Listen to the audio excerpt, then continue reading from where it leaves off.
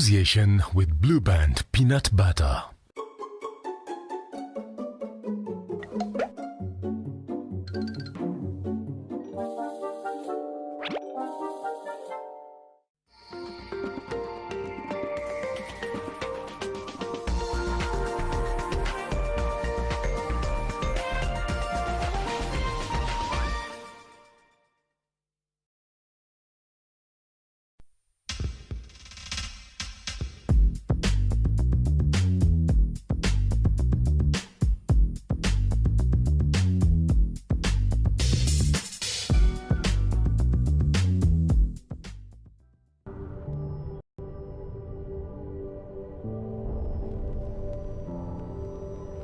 Beat sensitivity pain fast with Sensodyne Rapid Action for clinically proven relief in 60 seconds.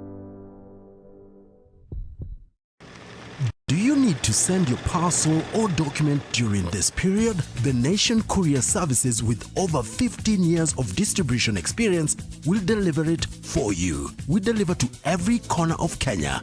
Due to our strong distribution network, have overnight door-to-door service and same-day intra-city service with the security and safety of the client's shipment guaranteed. Your parcel is our priority. We'll deliver it for you. Contact us for delivery on courierservices@ke.nationmedia.com or call 0719 038 739.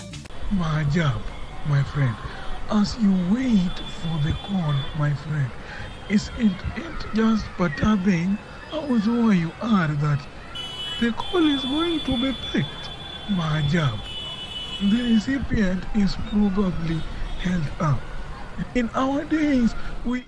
To get Baba Otis Maajabu by Flacco, dial star 811 star 936 hash.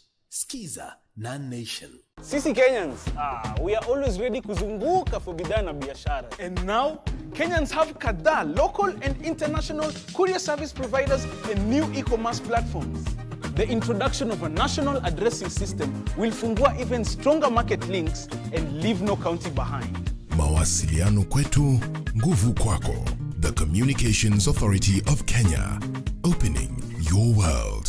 The ILO, through the better utilization of skills through quality apprenticeships, BUSY project, works with social partners and stakeholders to institutionalize workplace-based training in Kenya. At the national level, the project envisages a one-stop national skills development policy operationalized through a National Skills Development Council to develop the skills diversity across all sectors of the economy. At the county level, the project builds the capacity of mastercraft persons in the Juakali sector to offer quality apprenticeship training to vulnerable and marginalized youth. To enhance intra-county skills development programming and linkages from county to national programming, the project works in Kilifi, Kitui and Busia counties through multi-stakeholder county workplace-based training coordination committees, CWBTCCs.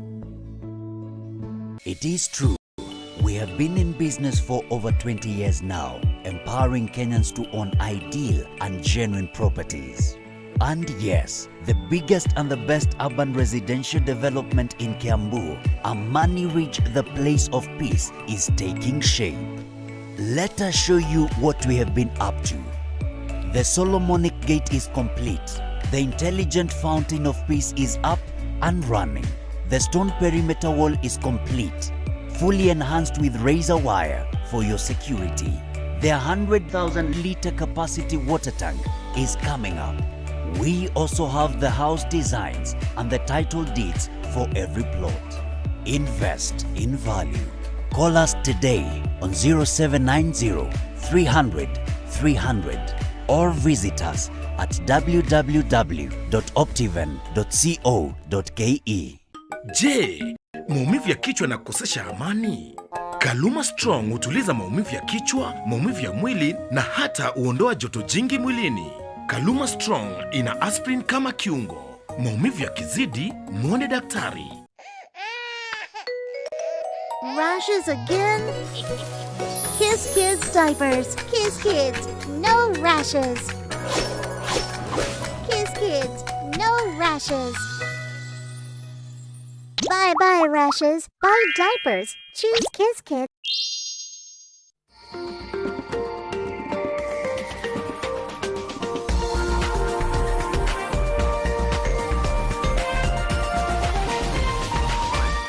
This is NTV.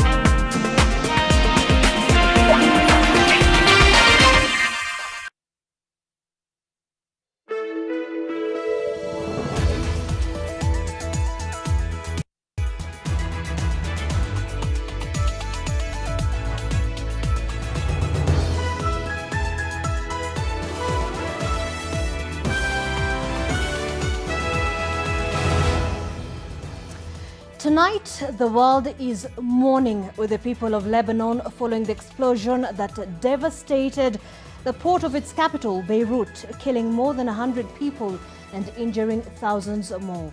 President Uhuru Kenyatta has expressed Kenya's sympathy for the Lebanese people as they come to terms with the destruction.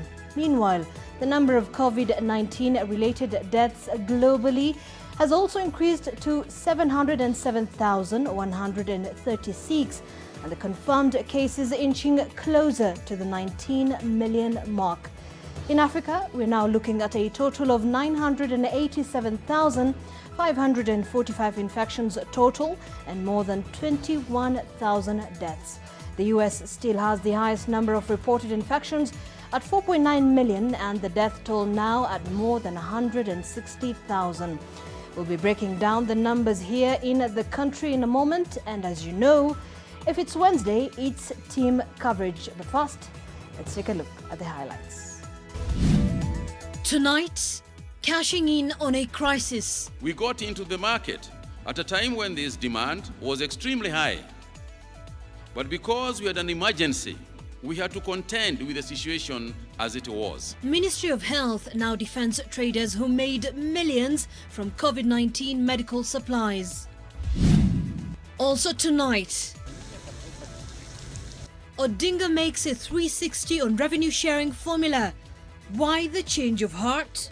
You do not implement any formula now until more resources are made available. Plus, on team coverage tonight, we slice into the contentious formula for sharing county billions. Kuna wale ambao wanataka pesa igawe kulingana na wingi wa watu. Kuna wale ambao wanasema wanataka pesa igawe kulingana na ukubwa wa ardhi. Kwa hivyo, hapo ndio malumbano iko.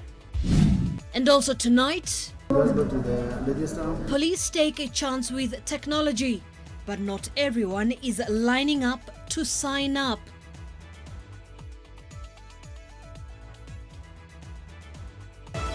NTV Tonight with Zainab Ismail. Welcome. Our sign language interpreter this evening is Flora Atieno. Now on team coverage tonight, our business editor Julian Samboko in the NTV newsroom. Our senior political affairs reporter Kennedy Mureithi spoke exclusively to ODM leader Raila Odinga on the revenue division stalemate. He is with me here in studio. Also live in studio is our business reporter Victor Kiprop, and Lois Wangui is joining the debate live from our Eldoret studio. But first, yes, we bought personal protective equipment at almost double the market rate, but it was justified, says the government.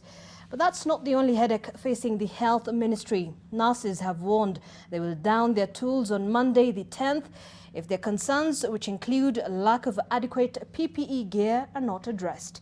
Leila Mohammed reports on the launch of an additional isolation and treatment unit at the Kenyatta University and those rather expensive face masks. In the wake of Nation Media Group's revelations of questionable spending of coronavirus response funds, the government has come out to defend itself. The Ministry of Health says the Kenya Medical Supplies Agency's purchase of personal protective equipment for figures beyond the market prices was justified. We got into the market at a time when this demand was extremely high. But because we had an emergency, we had to contend with the situation as it was. Records show that the agency procured 5,000 pieces of N95 masks at an outrageous unit price of 1,300 shillings against a 700 shillings market price apiece. The agency also bought over 1.8 million pieces of KN95 masks at 700 shillings apiece against a market price of 450 apiece, among other tendering irregularities. Kagwe says there is nothing wrong. Price is largely controlled by demand and supply schedules. We started addressing our local capacity for the production of PPEs to make sure that we were not subjected to prices that were not cost-effective to our service delivery. Kagwe's sentiments have been echoed by ODM leader Raila Odinga. All of a sudden, people require millions of these. People require sanitizers.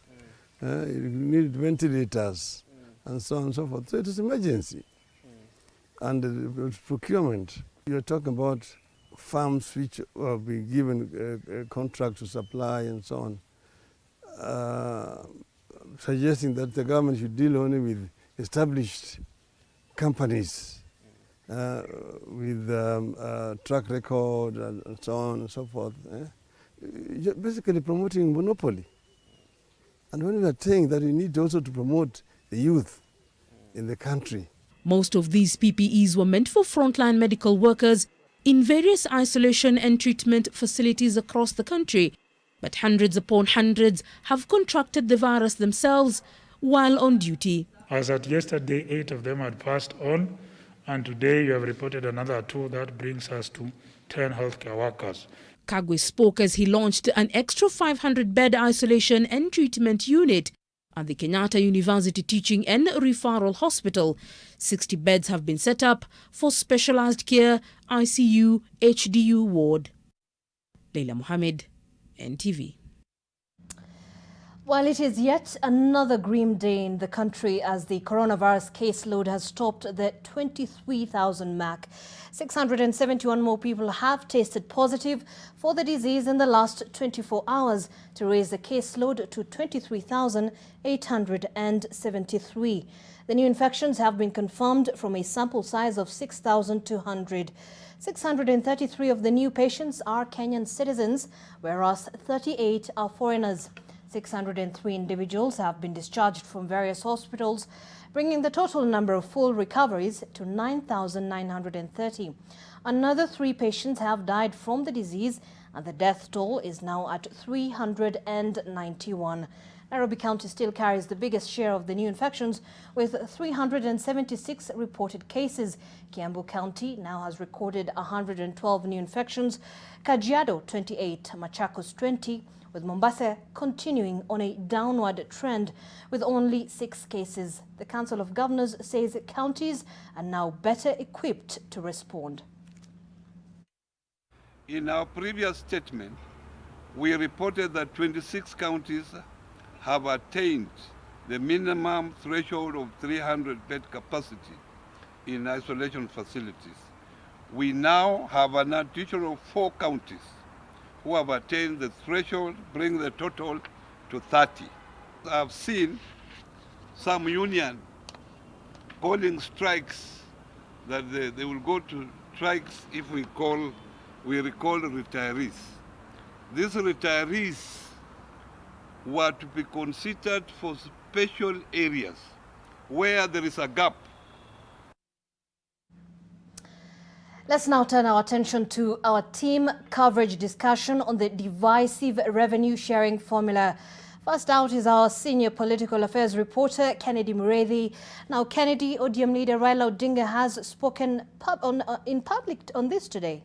Well, Zainab, Raila says this debate should not be viewed as a win and loss situation for the counties. He actually also says that the Commission on Revenue Allocation needs to go back to the drawing board, and this is actually a story that I prepared earlier on when I had an exclusive interview with him. With political temperatures boiling at his feet over his stand in the ongoing revenue sharing formula debate, ODM leader Raila Odinga has now changed his position. Odinga says he was not properly briefed on the developments at the time of calling for the adoption of the CRA formula, as it were.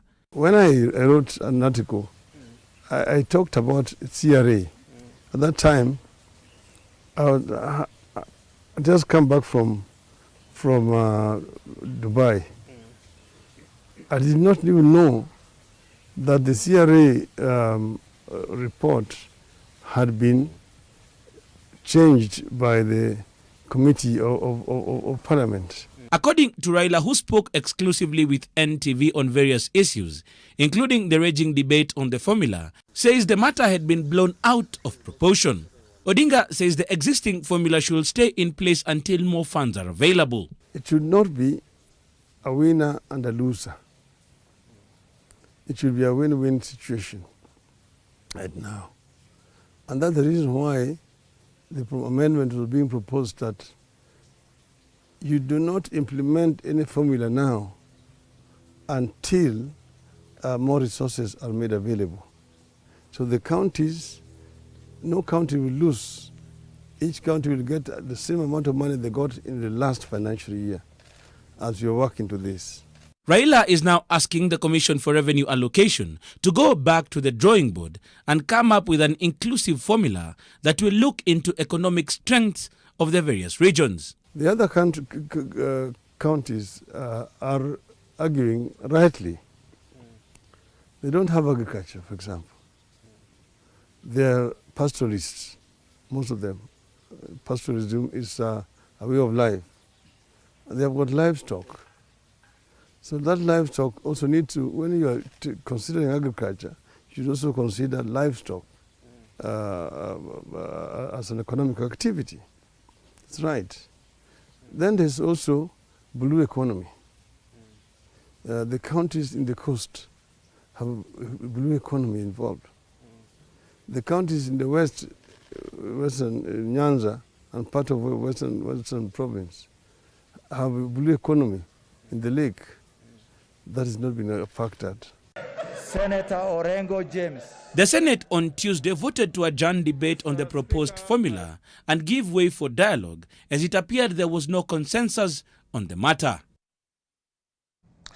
Well, Zainab, the Commission on Revenue Allocation on its part is blaming the National Treasury for this stalemate, as the Council of Governors also says operations in the counties have been greatly affected. Now, here is a story that had been prepared earlier. As Council of Governors, we have given our position that we feel that no county should lose because the counties have already done their budgets. However, those counties that will lose if the formula is passed, they should be cautioned, either through a special fund provided for by the national government or the equalization fund. We note that the equitable share allocation to county governments for the fiscal year 2020-2021 remained at the same level as that of the financial year 2019-20. That is 316.5 billion. This particular factor makes cushioning the losing counties impractical. Yaani shida ni kwamba kuna wale ambao wanataka pesa igawe kulingana na wingi wa watu. Kuna wale ambao wanasema wanataka pesa igawe kulingana na ukubwa wa ardhi. Kwa hivyo hapo ndio malumbano iko. Well, Zainab, it is quite interesting, and those proposals by ODM leader Raila Odinga are actually going to make conversation for tomorrow. Already some of the senators are calling us, trying to congratulate Raila Odinga for what he spoke about today. And most of these counties are the ones that are coming from either the northeastern part of the country or those that are coming from the coastal part of the country, and they've been feeling very disadvantaged with what has been happening. But all this, we do know, is probably going to take shape, and there is going to be another new conversation Commission with regards to the CRA on this particular matter. But while counties are asking for more, there are concerns around the on-source revenue collection, and our very own business reporter Victor Kiprop has been following up on this, and let us just take a listen onto what he is saying. Well, Ken, so much has been said in this debate, but the question is, how much are counties collecting on their own to boost the national revenue pool? The Control of Budget says rewarding top collecting counties is having a little impact on the collections. In the last 7 years of devolution, nothing has been more consistent as the push and pull between the national and county governments over the equitable share of revenue and the delays in disbursement. At the center of this standoff is the over-reliance of counties on the annual disbursements from the national government due to lack of diversified revenue streams of their own. In fact, in the 2017-2018 financial year, revenue collection in the counties made up only 9% of their combined revenue. The Council of Governors says the coronavirus pandemic has made it even worse. The state of own revenue, as you know, most of our revenue comes from these basic markets, rates, and the fact that these people are not in business, my friend, I can tell you we are facing a crisis. In the 2019-2020 financial year, for instance, data from the Controller of Budget show that county governments had a collections target of 57.8 billion shillings, but only managed 28.9 billion shillings in the first 9 months. There have been efforts at finding out why they don't perform as they have planned.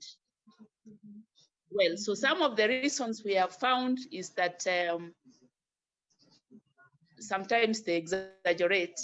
And with many businesses disrupted and income sources hit hard by the COVID-19 pandemic, the deficit could be even bigger this year. I had projected to collect about 2 billion. I have adjusted to 1 billion. So this is going to be a crisis. When it will end, we don't know. How will you go to Mamamboka now to collect the service charge? In the current financial year, some 6.3 billion shillings are to be shared out to the 47 counties on the basis of their own revenue generation efforts.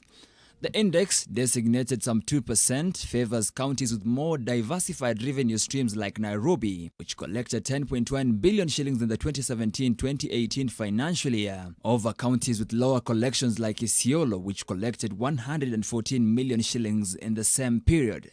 An attempt by the Commission on Revenue Allocation (CRA) to stimulate internal revenue generation by rewarding more collections with more allocations hasn't worked either. If you reward them because they have collected more, you would expect that they would make more efforts to collect more on-source revenues. But at the same time, it is very telling in that if they have been collecting as much as they planned, then they don't need as much from the national government as they are asking.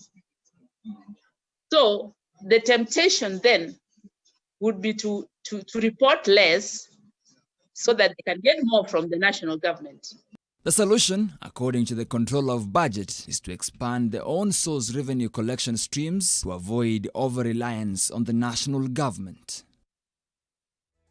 We now take a quick break on Team Coverage Wednesday. We still have our business editor Julian Amboko looking at health grants to counties, and Lois Wangoi with the fruits of devolution. Stay with us.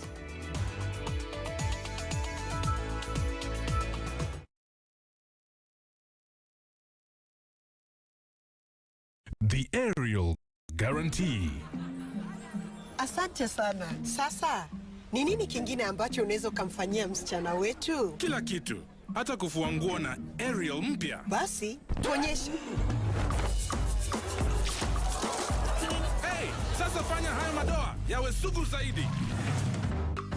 Sasa tufue kwa kutumia sabuni yako na kutumia aerial mpya. Aerial sasa inapatikana kwenye pakiti mpya. Unaniamini sasa?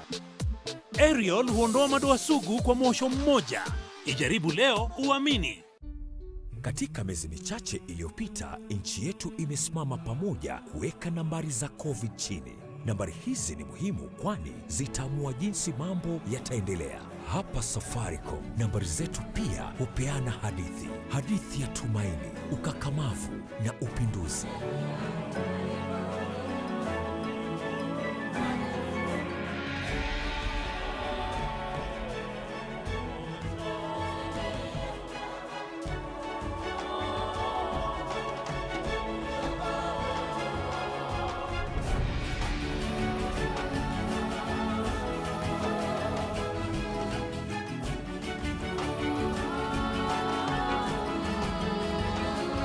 Kila siku nambari mpya hutueleza hadithi ile ile kwamba sisi hatukubali mambo tusiyoweza kufanya ije kati ya mambo tunaoweza. Tuendelee kusonga mbele. As Kenyans, we don't waste a chance to perform. When we moved from analog to digital, we took the opportunity to share our talanta.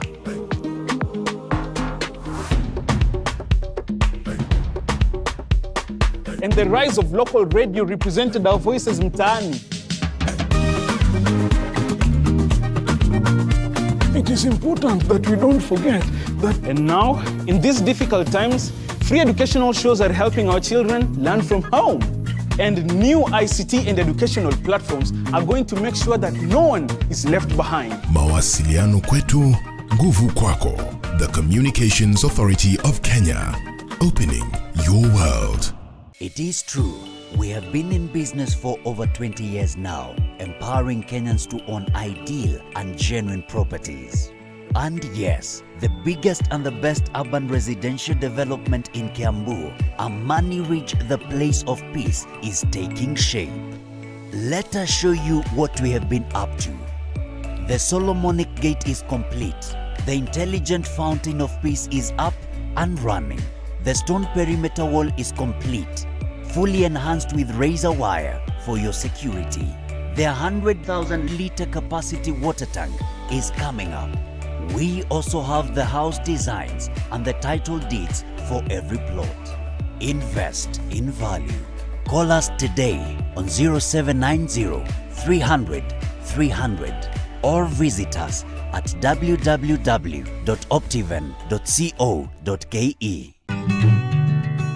In September 1966, hardly 6 months after President Jomo Kenyatta appointed him Kenya's second vice president, Joseph Murumbi resigned. They called me and said, I cannot be part of corruption. His energies would now be completely focused on African art and things of beauty. Murumbi, his wife Sheila, and Donovan launched Africa's first Pan-African gallery, African Heritage, on Kenyatta Avenue in Nairobi. I have to say that I value Joe right through to his death. It was a pity he died so early.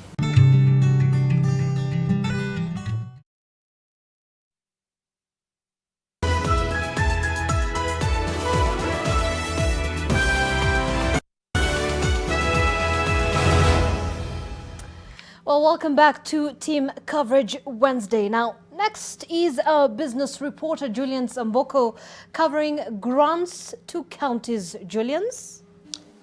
Right, Zain, as you rightly indicated, that many Kenyans are well acquainted with the equitable share allocation, but not many are familiar with the what are called the conditional grants which are allocated to counties, and this is a very critical sort of funding that counties receive. I had a chat with one of the governors of Isiolo County just to get some insight into this. Take to listen.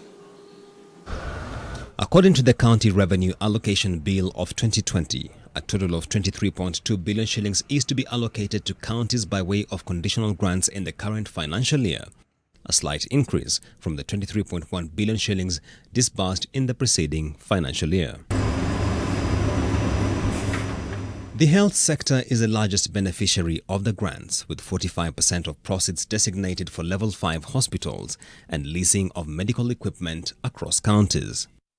Isiolo Governor and the chairperson of the Council of Governors Health Committee says conditional grants have aided counties in realizing development objectives.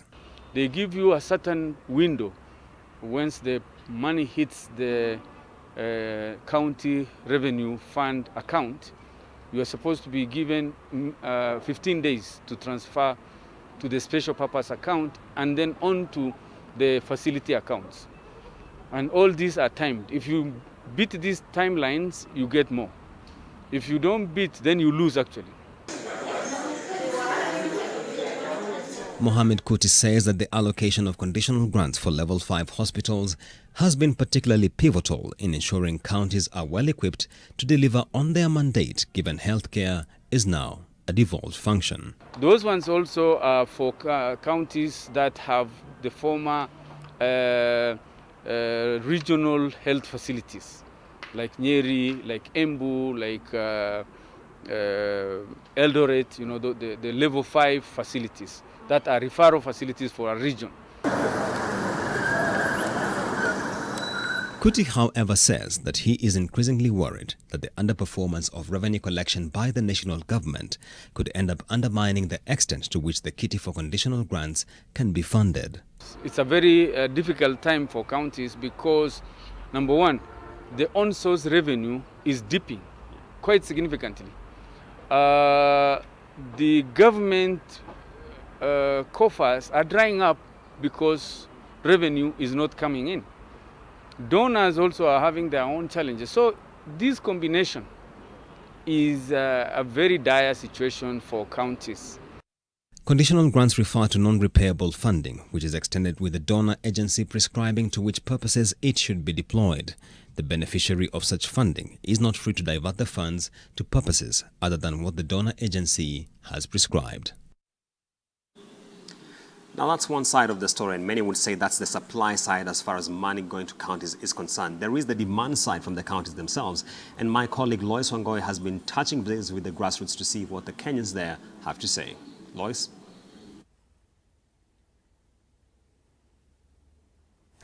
Julians, much can be said about devolution and its benefits 7 years on, but for most Kenyans, it has brought services and more opportunities closer to the masses.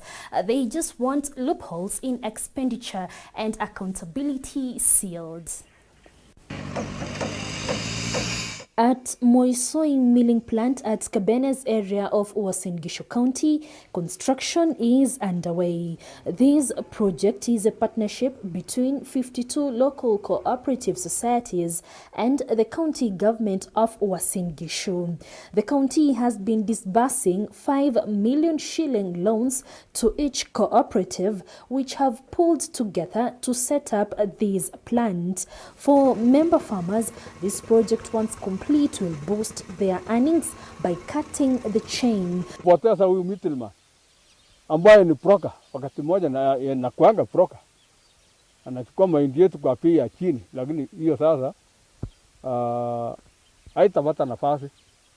Mkulima atauza mimea yao direct moja kwa moja mpaka kwa kampuni. The advent of devolution brought with it tangible benefits and closer to the people. Hata tunaomba serikali wasijaribu siku nyingine kufunja hii ukatuzi. Serikali sasa iko hapa, hata kama inawezekana tupange maneno yetu hapa Uasin Gishu. Watu ya Nandi wapange yao. Alafu kila mtu anafaidika. So that is the principle of devolution. Asking the person whom the service is being taken to tell you what is the priority. And for me, that is very critical. When we talk about devolution, we are saying that it has literally reduced the poverty index because it has devolved resources to the ground, which is able to uplift the household incomes using the various programs that the counties are able to carry out. In the neighboring Trans Nzoia County is a shiny new multi-million Trans Nzoia Training and Referral Hospital standing tall, built from scratch by the county government. The facility has brought hope here.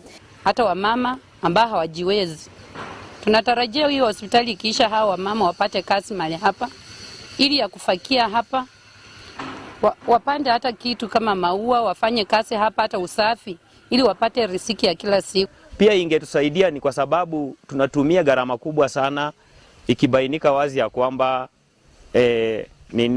magonjwa mengi tunatumia hospitali ya rufaa ya Eldoret na ambako ni mbali sana, na pia gharama ya huko ya matibabu iko juu sana. This facility could not have come at a better time in the face of an infectious disease ravaging mankind. The county government has set up a 276-bed capacity isolation and treatment unit for COVID-19. The main aim of devolution was to bring services closer to the masses and spur economic growth from the grassroots level. Kwa mfano mahali ambapo tumekanyaga hapa, hii barabara hatukuijua hapo awali, lakini sasa hivi tuna ushuhuda ya kwamba hata watu hawachoki si lazima tupande gari. Kwa mfano kutoka Langas kwenda town ni distance ambayo una walk around 40 minutes. Hivyo imetusaidia sana upande wa barabara. But there exists a myriad of challenges, and top of that list is accountability. Several counties have expenditure queries, some of which are in court. We also toured around the country in search of your views on this stalemate. Here is your say. Ile formula ambayo serikali ama Senate imekuwa ikijaribu kutumia mwaka huu, imekuwa ni formula ambayo haijazingatia hali ya uchumi ama hali ya umaskini wa wananchi. Ningependelea watumie socio-economic factors. Waangalie kwamba county fulani hali ya umaskini iko kwenye kiwango fulani. Let them go for a win-win situation, because by the end of the day also we want other areas to be developed like any other part of the country. Serikali ikawe hiyo pesa kwa kiwango moja, ikawe pesa yenye inatoshana, kila kaunti ipate pesa inatoshana na kaunti nyingine. Maana yake hata wakigawa hiyo migawa ya kaunti, sisi kama raia wa Kenya wa kawaida, hiyo pesa tunajua ya kwamba haifiki mashinani. Rasilimali za Kenya zinafaa zigawiwe wananchi. Kwa hivyo kama kuna kaunti zenye zina wananchi wengi sana, mali inafaa ipelekwe pale kwa sababu hao ndio wanahitaji huduma. Hizo kaunti zenye wanasema wanapoteza pesa, tungetaka pia wao watokee waseme ile formula ambayo imekuwa ikitumika, wameweza kutumia hizo pesa kufanya hili na hili na hili. And that's team coverage. Back to you, Zainab, in Nairobi. All right, thank you, Lois, there from our Eldred studios. Remember, you can be part of this conversation on our social media platforms. Our hashtag is The Divisive Shilling. You can also use team coverage at Zainab Ismail, at Amboko Julians, at Kennedy Mureithi, as well as at Lois Wangoi. We'll be sampling some of your views even beyond this bulletin because of its pertinent issue here. Now, members of parliament who served between 1984 and 2001 are set to receive a monthly pension of 100,000 for life if President Uhuru Kenyatta assents to the amendments made to the Parliamentary Pensions Act. The amendments proposed by Minority Leader John Badi will see monthly pension of 375 former MPs rise to at least 100,000 shillings every month from the current law of 33,000 shillings, adding more burden to taxpayers in the quest to keep former lawmakers happy in retirement. Those who opposed the amendment, including former Majority Leader Aden Duale, said the changes will incite other former civil servants to ask for a review and backdating of their pension. Some of these MPs who served from 1983 to 2001, who are pensionable as we speak, actually earn peanuts in the name of pension.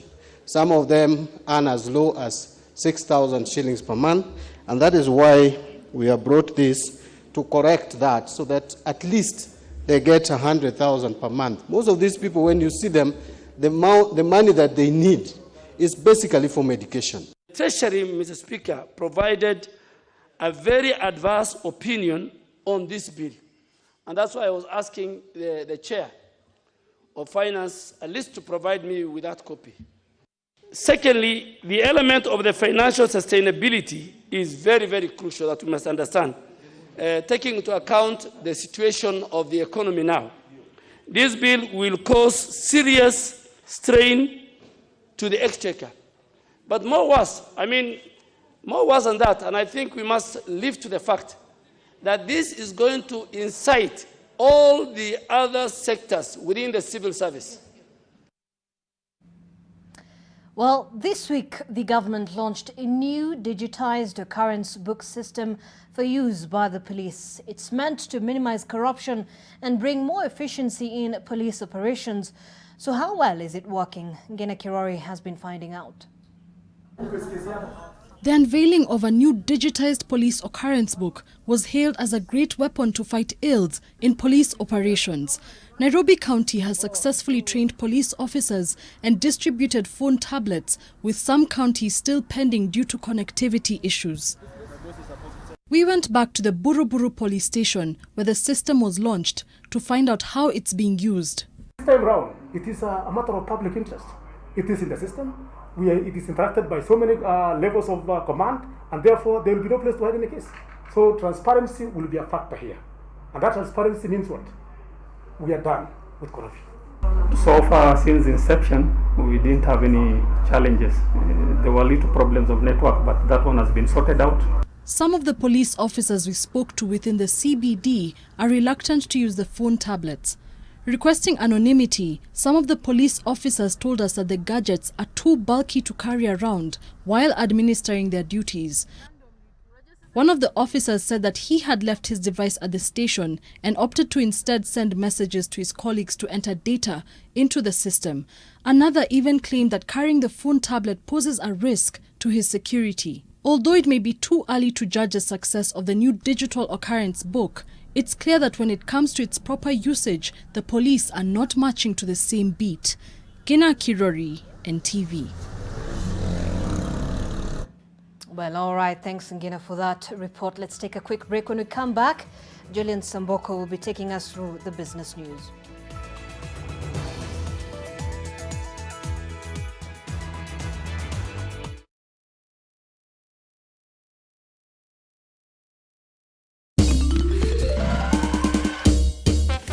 Sona moja imetengenezwa kwa njia spesheli ili kupambana na maumivu kwa haraka. Sona moja ina aspirin kama kiungo. Sona moja, kitulizo kamili. Maumivu yakizidi, pata ushauri wa daktari. For a better tomorrow, don't forget to do the 1, 2, 3 with Colgate every night.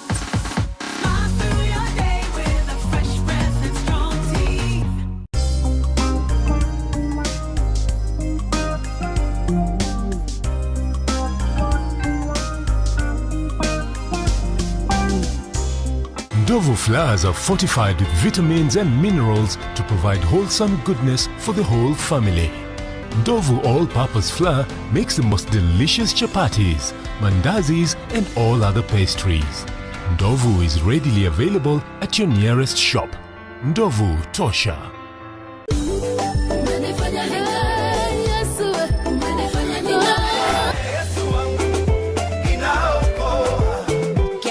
And more Christian music only on Angaza Music. Get Angaza Music for 10 shillings daily plus 50 MB data bundle. Dial star 544 hash, then select option 6 on your Safaricom line. Angaza Music, Baraka Mkononi.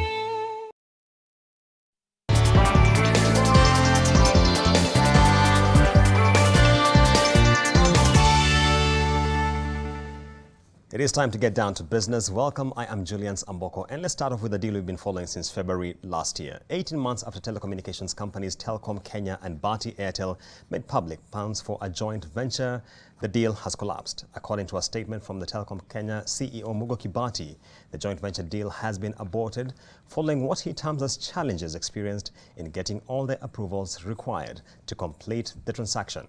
Upon consummation of the deal, Telkom Kenya and Bharti Airtel would set up a joint venture, housing the two companies' mobile, enterprise and carrier businesses.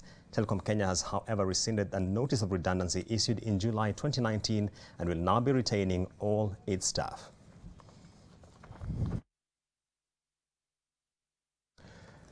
And on to matter the tea sector, a section of tea farmers from Nandi County have taken to the streets protesting a 36% decline in the price paid by off-takers. The farmers say the price of a kilogram of tea purchased by processors has declined from 30 shillings to just 19 shillings, undermining their earnings. Gabriel Kudaka with the details.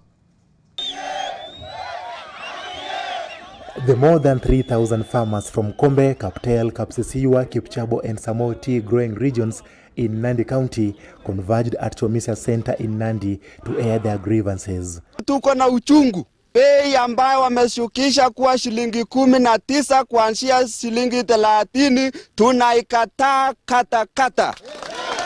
Walikuja hapa na kutake advantage ya wakulima ambao labda wengine hata hawajasoma na kuleta agreement. Unapata agreement ni pages mingi. Bei lazima irudi mpaka 30 ile yenye iko kwa agreement yenye wako nayo kwa hii factory yao. The angry farmers said the economic challenges occasioned by COVID-19 pandemic had taken a toll on them and further reduction of tea prices will worsen the situation. Munya uko wapi? Munya kucha! Tunakuhitaji hapa Nandi. Tutakutafuta mpaka Nairobi ili ukuje usikia malalamiko ya wananchi na wakulima wetu. The farmers have threatened to uproot the tea crops and seek alternative investment which could give them better returns. The management from Kipchabo Tea Factory attributed the changes in prices to the forces of demand and supply. 90% chai yetu inaenda wapi? Mombasa. Na Mombasa ni ile ya tunasemanga ile the law of supply and demand. Chai iko kiasi gani pale Mombasa, jinsi ambavyo wanunuzi wako ndio wanaamua bei itakuwa namna gani. Ile bei ilitolewa ni ile chai tuliuza last month. Gabriel Kudaka, NTV Business. And let's cross over from those grievances into some good news. Tourism in the coastal town of Malindi is slowly picking up after the government lifted travel restrictions across the country. The Kenya Hotel Keepers and Caterers Association North Coast Region says that 40% of the tourist resorts had already reopened except for a few which solely depended on international clients. They say the domestic market is responding well, with most hotels recording 60% bookings for the period between August and November. Malindi and Watamu towns were among the worst hit by the coronavirus pandemic, which led to the closure of all hotels, hurting the livelihoods of thousands for close to 5 months.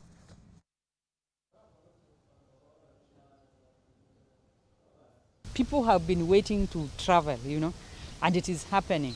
In fact, in the next week, I am expecting to be full, which means that the Kenyans have started, we are embracing ourselves, and we are seeing that, we have to go see whatever we have never seen. When you want to reopen, it is expensive. It is quite expensive. That is why you will find that most of the hotels are opening in stages. Because remember, even the staff they have been home.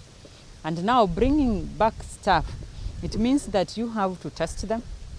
Going through the testing, you have to do the fumigation for the whole establishment.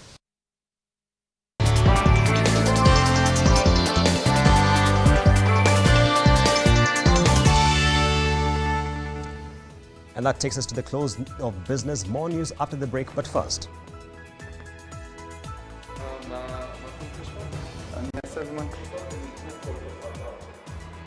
From biblical plague to modern-day protein, one Israeli firm wants to make locusts a sustainable food choice in the Holy Land and beyond. As for whether or not the insects are kosher, the answer is not so simple. At a farm in Israel, a rectangular enclosure that once served as a chicken coop is filled with thousands of locusts, which have a highly destructive swarming phase, as we know all too well. Stay with us.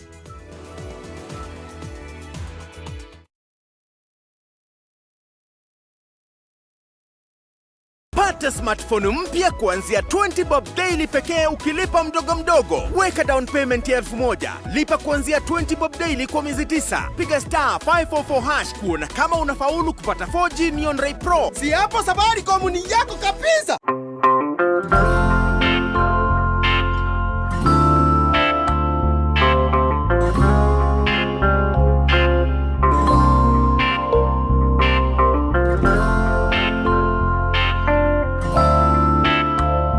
Breaking news from Molfix. Let's see what they're developing right now. Pants is just for me. It really feels very comfy. Molfix pants with anatomic fit technology. New Molfix pants, an invention from babies for babies. You should also try Molfix. Helen Paul. Hello, madam. Would you like to join us on this mission? Yes, but how? Just one question for you.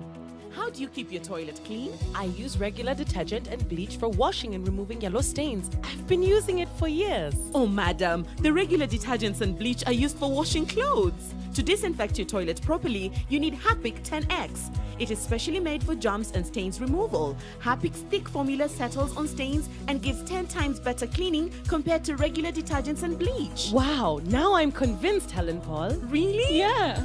Now that she's part of the mission, the next house is yours. Credit to you if you stay at home.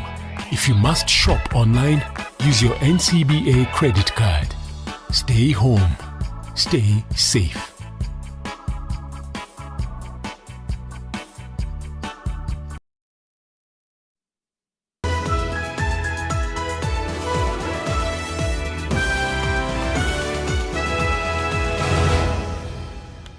Well, thank you for staying with us. You're watching NTV Tonight. Now, rescuers are still searching for survivors in Beirut after an explosion at the port sowed devastation across an entire neighborhood on Tuesday. More than 100 people have been killed, over 4,000 wounded, and nearly 3,000 displaced. There are fears that the death toll could rise significantly. The blast, which appeared to have been caused by a fire igniting 2,750 tons of ammonium nitrate left and secured in a warehouse, was felt as far as Cyprus, some 240 kilometers to the northwest. The explosion was logged as the equivalent of a 3.3 magnitude quake, and the scope of the damage drew nuclear analogies in many people's accounts of the tragedy. Bodies thrown off balconies and rooftops by the blast were strewn in the middle of the streets. Thousands of people have been left homeless, and thousands more are cramming into already overwhelmed hospitals for treatment. Many of the wounded were turned away. The embattled government of Prime Minister Hassan Diab described the circumstances at the port that led to the explosion as unacceptable and vowed to investigate. A crippling devaluation has sent poverty levels soaring to an estimated 50% of the population, and for a country so heavily reliant on imports, the obliteration of the main port signals more hardship ahead. Criticism of the government was already rife on social media, where Lebanese users argued that a disaster of such magnitude could only strike in a state whose institutions are crippled by incompetence and corruption. Late Tuesday, thousands of families drove out of Beirut to take their families to safety, but many others were left stranded without a roof, unable to go anywhere or unwilling to leave their gutted homes open to looters. The rescue effort was slowed down at night by the lack of electricity, which was already intermittent at best in much of the city before the explosion. And what an unfortunate incident at a time when the entire world is battling the COVID-19 pandemic, including the people of Lebanon. So I ask you, let's pray for the Lebanese people, because this is not an easy thing. Well, back home and in news from the courts, a 34-year-old woman who allegedly threatened to rape and kill Canadian ambassador to Kenya has been freed on a cash bail of 50,000 shillings, awaiting mental assessment. Tracy Werimundegwa is said to have sent 2 letters to Ambassador Lisa, warning to kill her. She threatened to assault and rape the ambassador. The plea taking was deferred on Monday after a lawyer prayed to have the suspect taken for mental assessment before pleading to the charges. The matter is being investigated by the Anti-Terror Police Unit. Elsewhere, a convicted burglar who escaped from Committee Maximum Security Prison has been jailed for a year after he pleaded guilty to charges of escaping lawful custody on June 28th. Samuel Gitau Githinji, 22 years old, was handed the sentence by Chief Magistrate Joyce Gandani of Kibera Law Courts. Githinji was serving a 3-year sentence starting November last year after he was convicted for burglary and stealing, but he escaped after 6 months.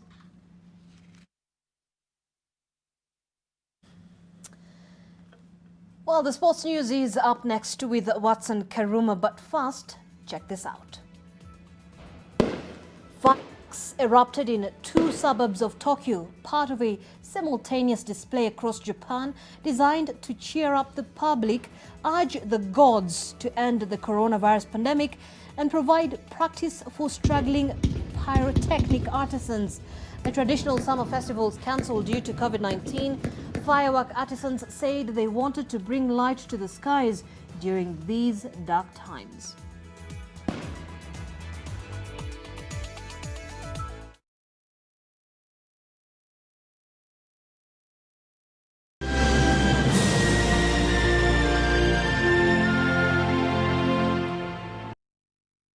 Various institutions have reported over 800 million units of unclaimed shares among other assets. To find out if you are an owner or beneficiary, dial *361# or visit www.ufaa.go.ke. From far with you. I even gifted you a magnificent house. Rosa, it's the thought that counts. Please help me. When it comes to fever, you need to be both. Panadol Baby and Infant starts to work on fever in 15 minutes and is gentle on the tummy. Panadol Baby and Infant, tough on fever, gentle on your child. It is true, we have been in business for over 20 years now, empowering Kenyans to own ideal and genuine properties.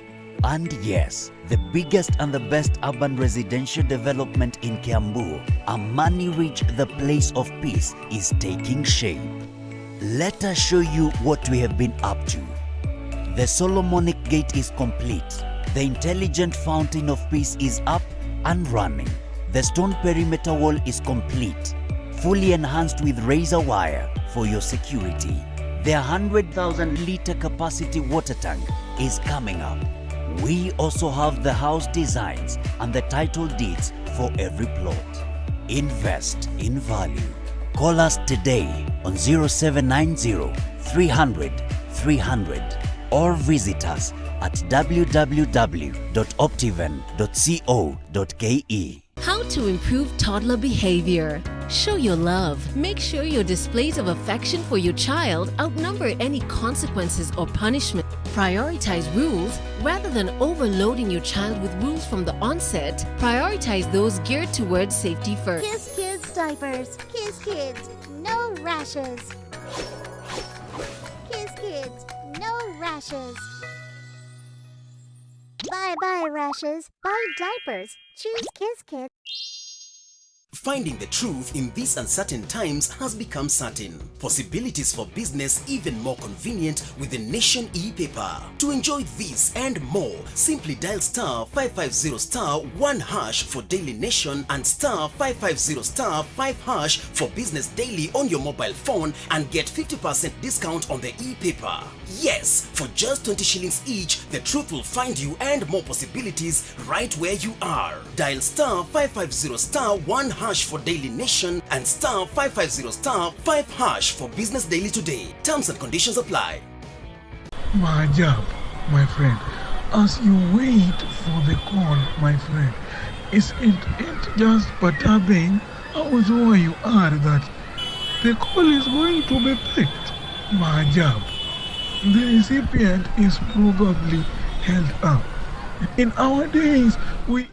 To get Baba Otis Maajabu by Flaco, dial *811*936#.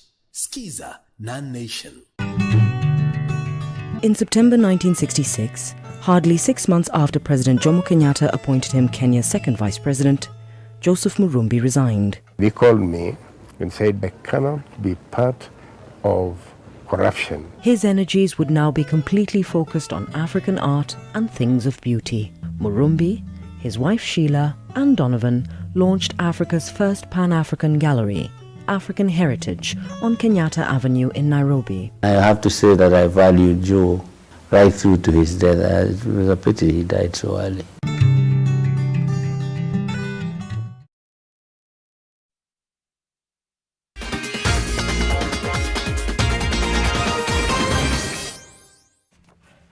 Welcome to NTV Sport. I'm Watson Karuma. Another Harambee starlet player has completed a move to a European club. Forward Cynthia Shilwatso has signed with Spanish top-tier club EDF Logrono. The Vihiga Queens forward travelled on Tuesday to seal the dream move. Shilwatso joins a list of about 10 players plying their trade in Europe. Elizabeth Katungwa recently signed with IF Dalem in Sweden. Midfielder Corazon Aquino is based in Portugal, and forward Ese Akida plays for Besiktas in Turkey, among others. Still about women's football now. Gaspar Youth midfielder Winnie Kanyotu believes she has what it takes to play for the national women's team, that is the Harambee Starlets. The 23-year-old helped Gaspar Youth finish second in the FKF Women's Premier League last season behind champions Vihiga Queens. She scored 15 goals last season, and her best was against Thika Queens in a 2-2 draw at the Thika Stadium.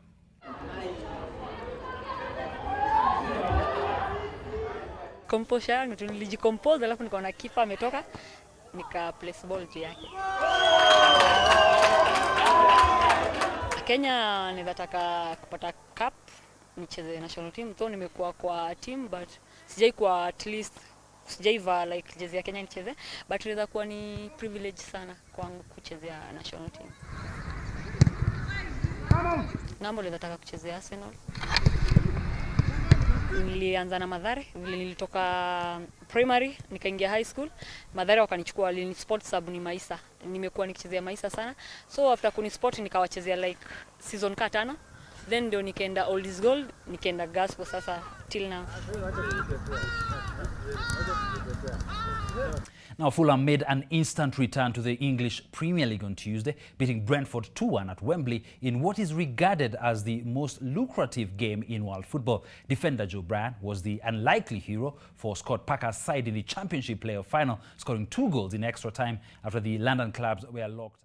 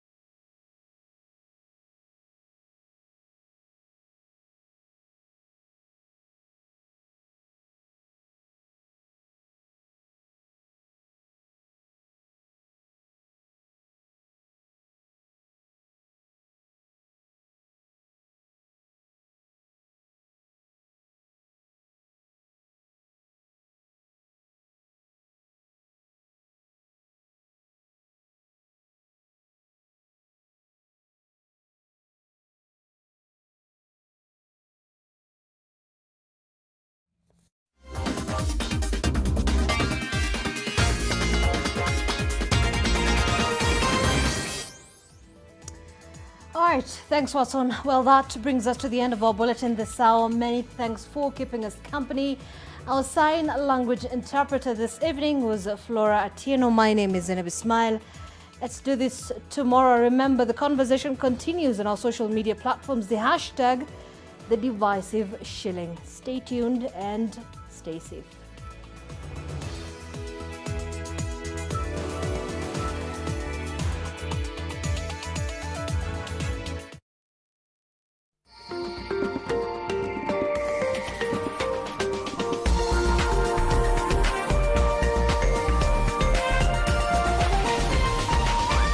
This is NTV.